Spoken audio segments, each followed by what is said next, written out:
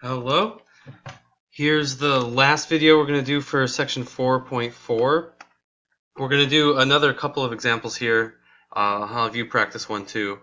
But first, I want to mention that the method that I talked about in the part 2 video, where you get one side 0 and then find the x-intercepts and then make a rough sketch of the graph using the sign of A to determine whether the parabola opens upwards or downwards.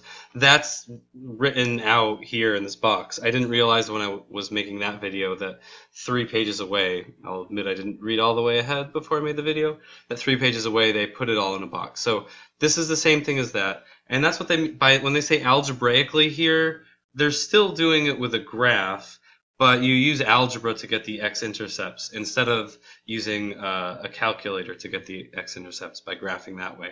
So anyways, let's do another example of this. This example is going to be just like the part 2 example, where we're going to do it algebraically, meaning like by hand instead of relying on technology.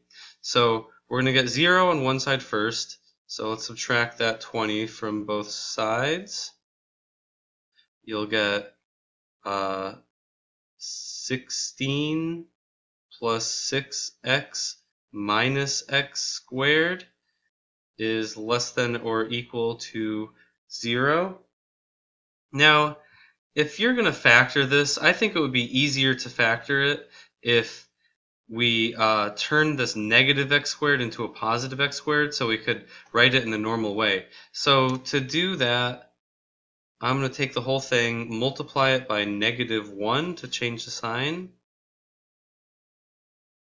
But remember, every time you multiply both sides by a negative number, that's going to change the direction of the inequality. So it was less than or equal to, now it's going to be greater or equal to. And over here, we're going to have an x squared minus 6x minus 16.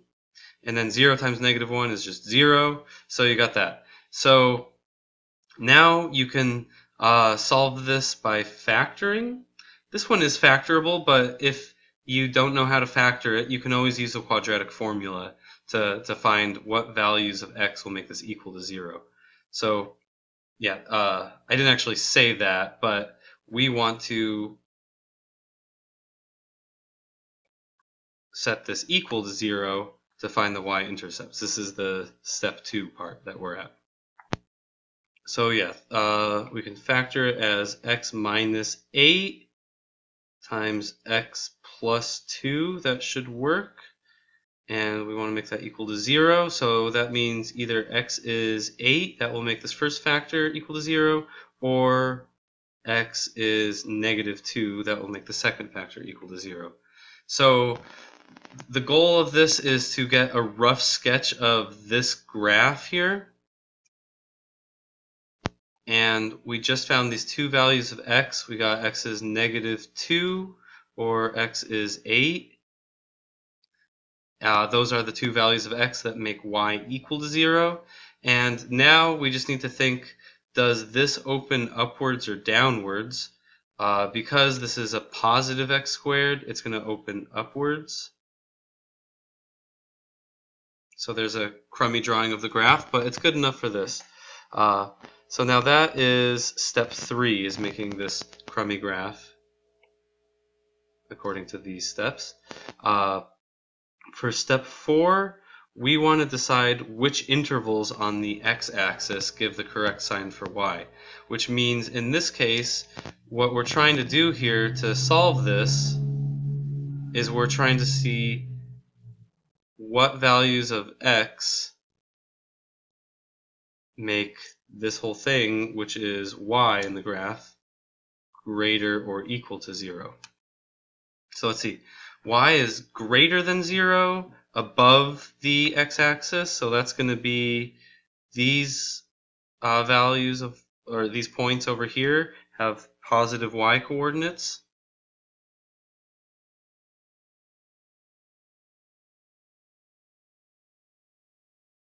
And if we include the x equals 8 and x equals -2, that will make it equal to 0, which is okay for this one. So the part of the x-axis that gives you solutions are these values of x. We could label it like this. That's where x is greater or equal to 8, or these values of x out here are where x is less than or equal to -2.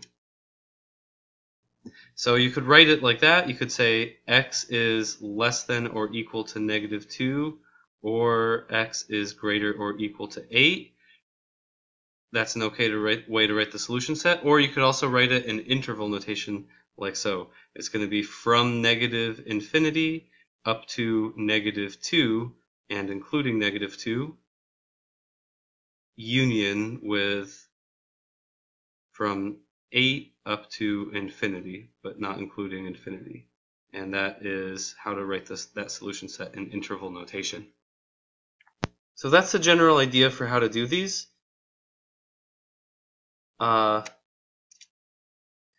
Let's do one more quick example before I send you on your way.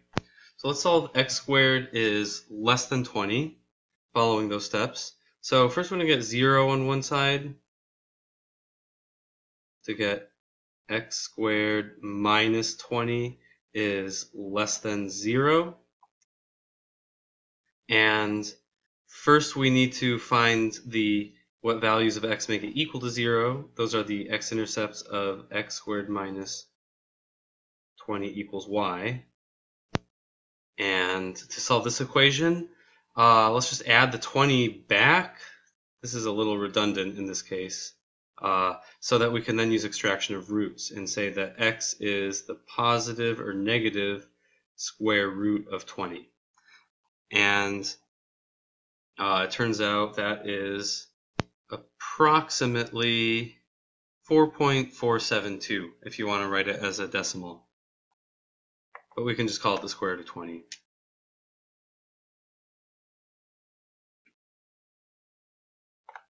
Okay, so that tells you about the x-intercepts of y equals this. So let's graph that.